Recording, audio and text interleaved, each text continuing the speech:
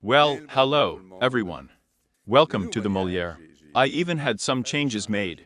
I wanted us to be here because it's a place that I frequent a lot.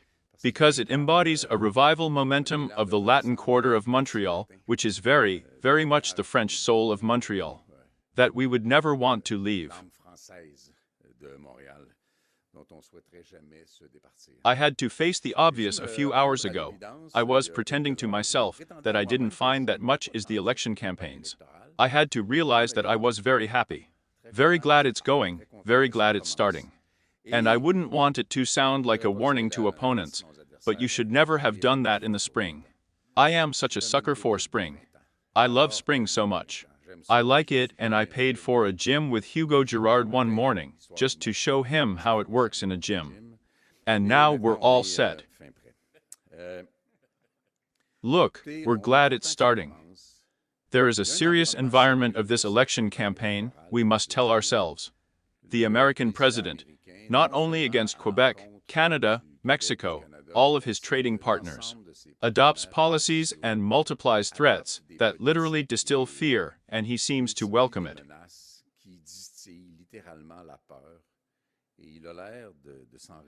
He seems to be playing with people's fear. And beyond the commercial issues, we cannot forget the license that it seems to be giving to the current government of Israel to pound New Gaza with people dying, or the license that it seems to be giving to the Russian dictator, who is playing a very bad role in Ukraine. So, there are real dramas, and there are people here in Quebec who are afraid of losing their jobs. People who are afraid of losing their business. If you are the operator of a dairy farm in Quebec today, you are wondering if, after the signing of a new commercial treaty, which I dare not call a free trade treaty at the moment when we are talking, if I will still be able to operate a dairy farm in Quebec. So it will have to. This environment of tariff threats and trade negotiations will obviously be at the center of the election campaign. I want to tell you right away, the question of the ballot box is not about the who, it is about the what. What are we going to talk about? Already, it's okay, we're not against it, but that's not enough. We are talking about Ontario Steel, Ontario Automobiles, Ontario Banking, Western Oil. And at some point in this campaign, I'm not sure that it has been the case until now today, we will have to talk about Quebec companies, Quebec workers, Quebec seniors. It will be necessary for these people to feel that in the context of negotiations, they are offered a well-documented, well-constructed sense of security.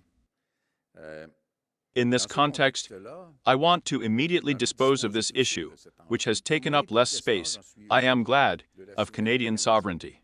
You know, the freedom and the economy of Canada are precious to Canadians, just as the freedom and the economy of Quebec are precious to Quebecers. And we will not spare reminding that these are two different nations, to which I want to propose that we behave as allies. You will understand that Quebec and Canada can be allies of Mexico, which needs them very much.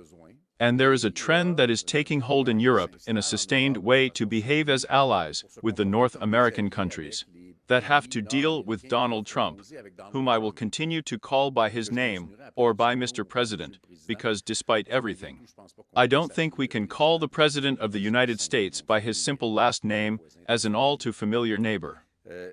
Allies, it behaves as equals. Allies, it makes sure that all the members of an alliance are heard, are listened to. And I am not hearing today what it takes for me to believe that Quebec is in good hands if we entrust its fate.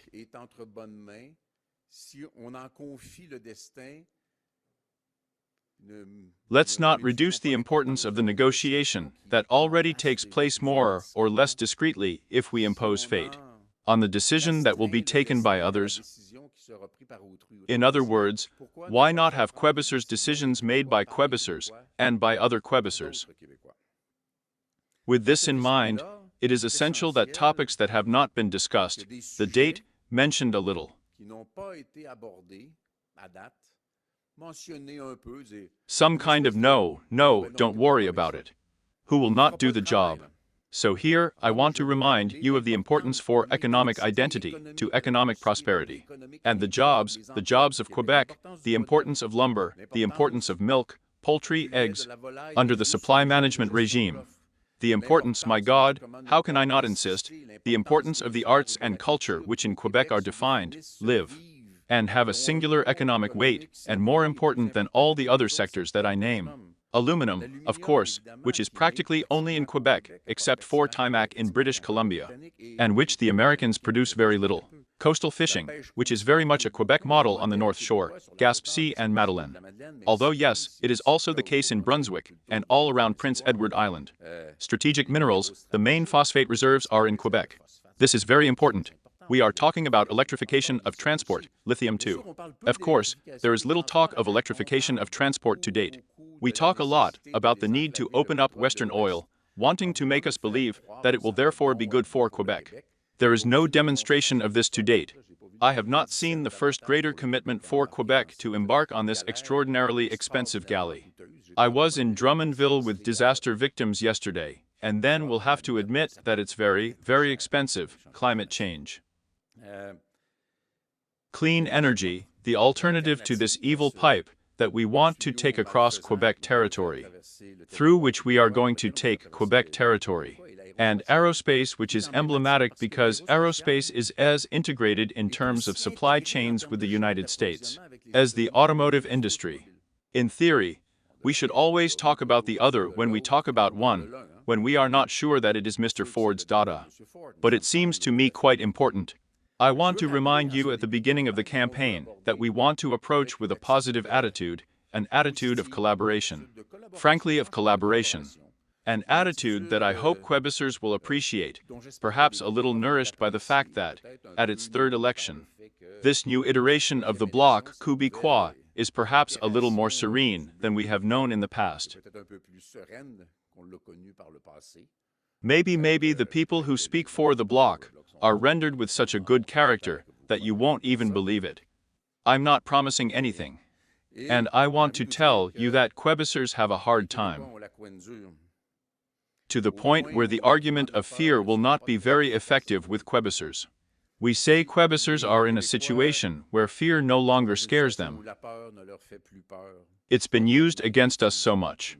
The Quebecer will shine. Quebec will shine with its innovation, will remain a nation with a strong identity around the French language, around its values of secularism, which are essential to those of equality, around its generous welcome model. But immigration must be successful. To see the specter of the Century Initiative reappear is not a pretext for celebration. A Quebec that is more environmentally friendly than what is observed elsewhere on the continent, with the exception perhaps of our California partners in the carbon market. A Quebec that is very different with the same right to help to live, to express itself, to be prosperous, and which offers itself as a partner provided that it has its own way in Canada, in Mexico, and when there will be a treaty again in the United States as we are with Europe.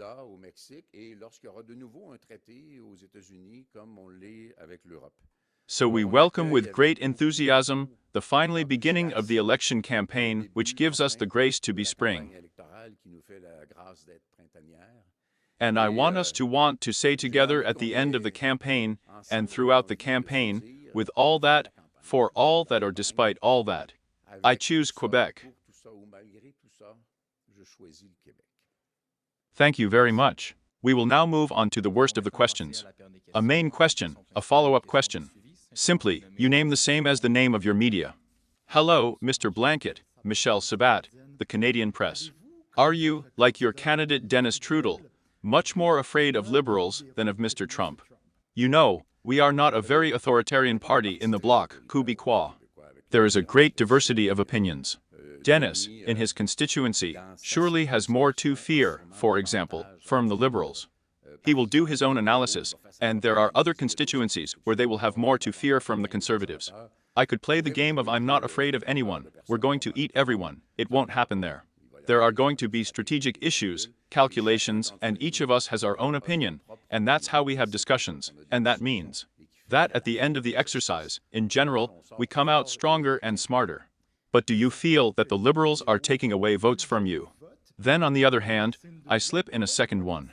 Why not launch your campaign in the national capital of Quebec there? But I'm not launching my campaign. I am in the process of reacting to the launch of the campaign. My campaign starts tomorrow in Quebec City. I knew you'd like it. That being said, the Liberals cannot steal votes from the Bloc Québécois because the votes do not belong to anyone. The votes belong to the voters until the moment they put their X on a piece of paper. As long as the X is not on the paper, the vote is over. Then I have my butterfly net. We're going to catch votes wherever they are because people are going to hear us, they're going to see us, and then we hope to earn their trust like every election campaign. And we will see in the end that there will be power or the balance of power. Hello, Mr. Blanket. Valerie Gamma from Radio Canada. You say, Quebecers have a hard time. They will not give in to the argument of fear. Have you ever accused yourself, Mr. Kearney, of running a fear campaign in the face of American tariffs? Me, I was thinking in general, but I can go on that bit of the case. It doesn't bother me at all. In general, we have seen settling on the American side. It is frankly bullying. It's bullying, the stupidity of the 51st state, all that. And we saw at the beginning, you remember, Mr. Trudeau said it was. What is the term? He wanted to absorb. I think it's absorbing. It's like some kind of big American rag that absorbs Canada. I thought it was far-fetched. And we felt a desire to exploit people's insecurity to tell them, get behind our hero. You don't know him, but he's going to be fine. Now, we are less in this dynamic. But you know, Quebec, since the brink hit, they often make them pay the cost of fear, and we are still here, and we are still very upright. So I'm not very suspicious of the fear argument. In general, trust and reason are opposed to fear. And I understand, that you want to impose a sub-question of the ballot box, namely, it is not who is ready to face Donald Trump, but what needs to be protected from our economy. Won't that be hard to get through without further arguments? I would say that, sir, Mr. Carney is already arriving today, promising a tax cut. It's not hard to come up with some kind of sub-question when you are still unlimited in your actions. Several things to that.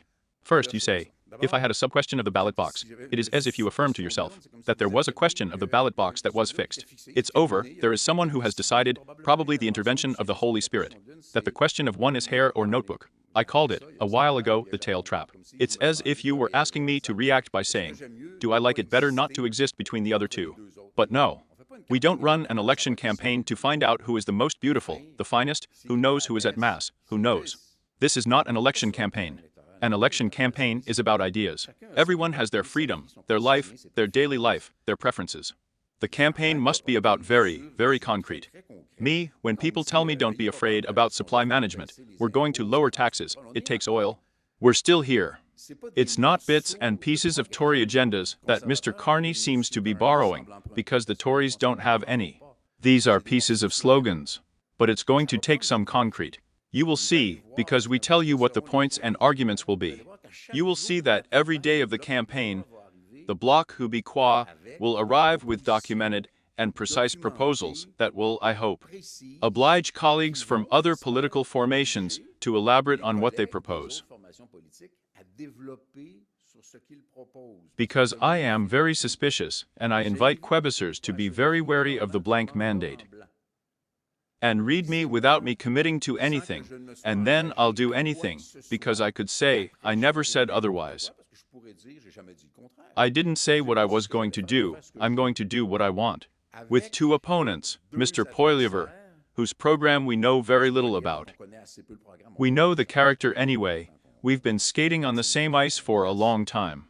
Mr. Carney, we don't know anything about it. We know too little about it to say, it's okay, I was told that you were good, I'm going to vote for you. Of course, Quebecers will have this right, but my job and the job of everyone here and others who are not here today is certainly to force Mr. Carney like Mr. Poilievre to reveal a program on which we can make choices. I remember my very beginnings in politics. We are in 1987. It is the return of Jack Parasot, who, far from trying to get a free mandate, without saying what he is going to do, is talking about his intellectual striptease. He was going to brush aside a political agenda, and he did it for years. It brought him to power, and it brought us into the vestibule of independence.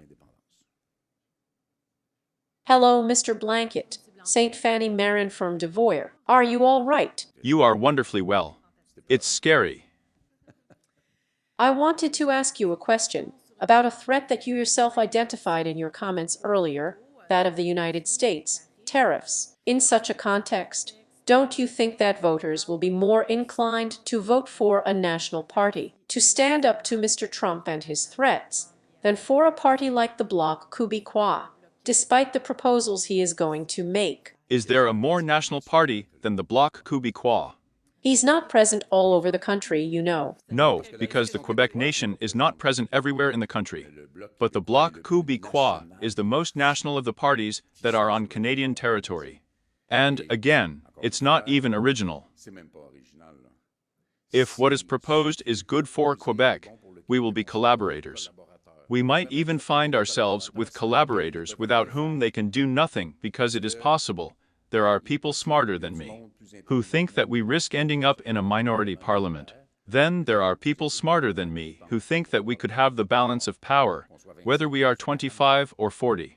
If Quebecers give themselves that, the certainty that we have that the economic interests of Quebecers, who are also different from those of Canada, that Quebec culture is different from Canadian culture, Quebecers will say, but we have nothing to lose. We have nothing to lose by having our own voice that will make sure that our own interests are protected. But can we and do we want to take the risk of not protecting ourselves against the fact that Mr. Carney, like Mr. Poilievre to date, of whom today have not mentioned anything about the particular economic issues in Quebec?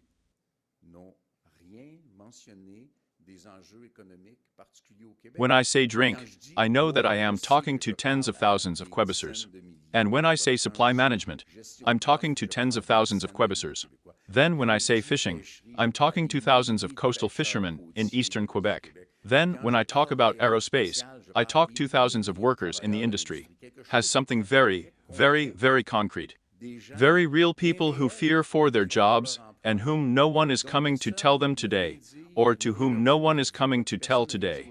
We are going to take care of the rest of you specifically, with one exception. This is the very, very, very national bloc. Québécois. And I'm also going to talk to you about sovereignty. I only heard the word spoken once in your comments earlier, and it was attached to Canadian for Canadian sovereignty.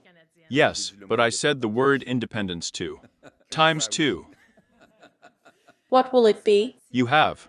Any desire for independence and sovereignty of Quebec during this campaign? I saw recently. It's been distracting. It didn't last very long.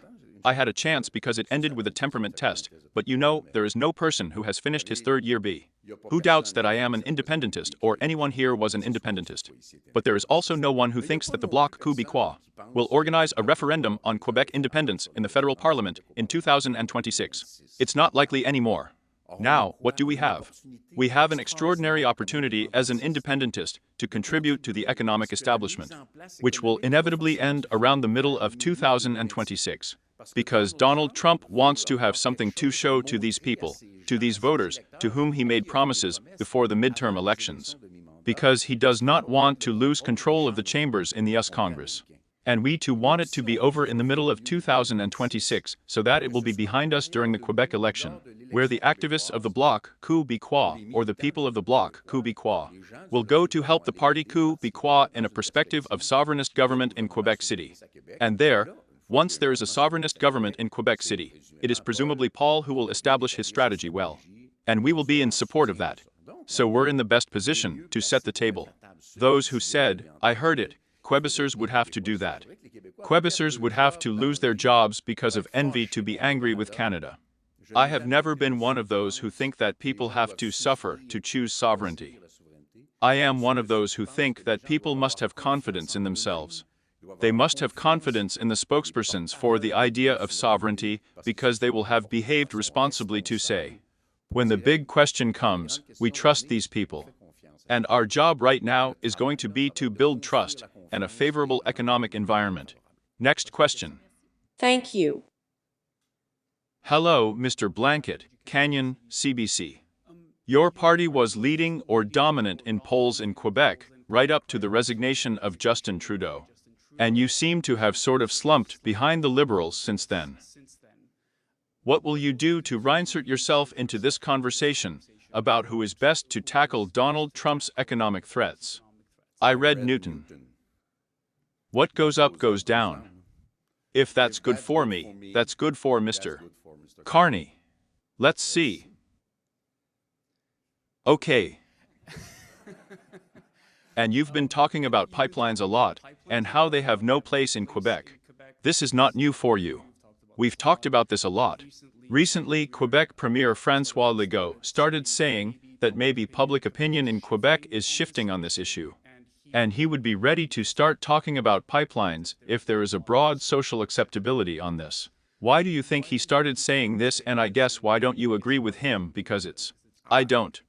There are so many reasons why I don't agree. I can repeat them easily, because this is such a bad idea. It came very fast and under the pretext of trade between provinces in Canada. This has nothing to do with trade between provinces in Canada, because there was no debate about trade between provinces in Canada when we refused that in 2015, and it's exactly the same project with the same goals.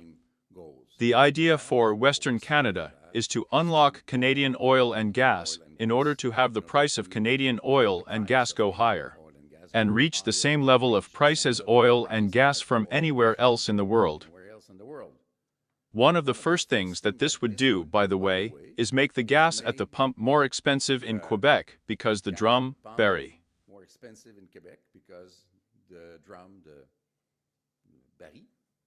barrel will be more expensive here, also because they don't give us oil and gas. We pay for it the same price as anyone else does. And we just had a study released showing the enormous price.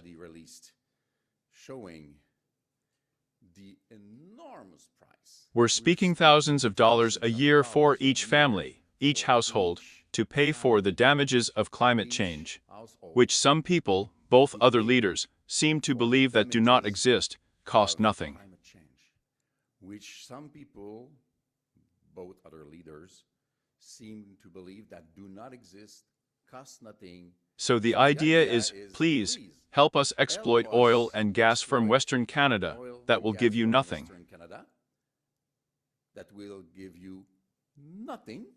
And then, when the bill comes about the costs of climate change, you will also pay the bill of climate change. There's nothing for Quebec in that.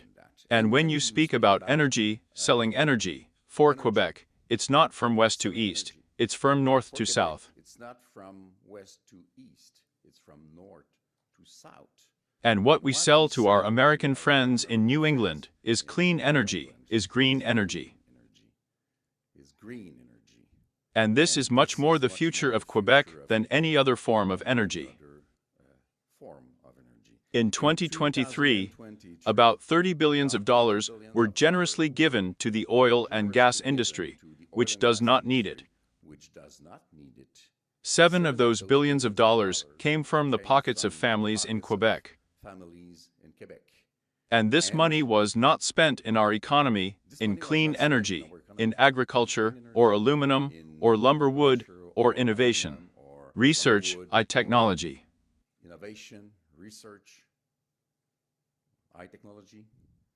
Why would we spend that much money for Western Canada in order to pay twice for the same thing, if not 3 times? Thank you. Hello, Mike Armstrong, the Global. The other party leaders seem to be asking for, saying they need a strong mandate to do battle with Donald Trump. How do you push back on that argument? You know, I don't have the feeling that Quebecers trust so much Mr. Poilievre. And I don't have the feeling that Quebecers know so much about Mr. Carney. So if what they propose is good, they have nothing to fear, because as we did in the last 6 years, We will support what is good for Quebec. And if something is not good for Quebec, what would be the point for Quebecers to support someone that will do something bad for Quebec? So I believe that I might not want to become Prime Minister of Canada, believe me, but I will be as strong a leader as I can. You've said in the last couple of months that you understand how fear of Donald Trump has sort of shifted the polls in Quebec. How important is it for you to try and make sure that Quebecers don't vote with fear in their minds as they cast their ballot? I believe that in any instance, under any circumstance, one should never vote because of fear. One should try to find reason in what he or she hears or reads. So fear is not a reason to vote, and we will try to force logic and rationality and information with your elbow. You all in that campaign, in order for democracy to work its way out. And in our case, I'm glad to say that it's the first time since 2015 that we can afford all buses only for reporters and journalists, which I don't fear. This concludes this press conference. It was very pleasant. We'll probably talk again very soon. Thank you.